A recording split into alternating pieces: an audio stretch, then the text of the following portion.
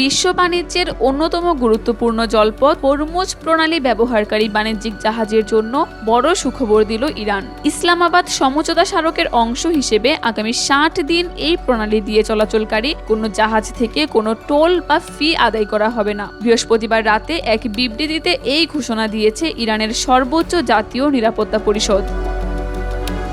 ইরানের আধা সরকারি সংবাদ সংস্থা মেহের নিউজ জানায়, আগামী 2 মাস আবেদনকারী সব বাণিজ্যিক জাহাজকে বিনা খরচে চলাচলের সুযোগ দিতে পারস্য উপসাগর জলপথ কর্তৃপক্ষকে নির্দেশ দেওয়া হয়েছে। তবে বর্তমান পরিস্থিতি ও নৌপথের নিরাপত্তা ঝুঁকির কারণে জাহাজগুলোকে অবশ্যই কর্তৃপক্ষের নির্ধারিত রুট ও সময়সূচি কঠোরভাবে মেনে চলতে হবে। এই লক্ষ্যে খুব শিগগিরই কারিগরি গাইডলাইন প্রকাশ করা হবে। এছাড়া সমঝোতা স্মারকের শর্ত অনুযায়ী সমুদ্রপথের মাইন অপসারণ সহ সব ধরনের নিরাপত্তা নিশ্চিত করার কথাও জানিয়েছে ইরানের সর্বোচ্চ জাতীয় নিরাপত্তা পরিষদ। কাকুলি আখতার, দেশকাল নিউজ।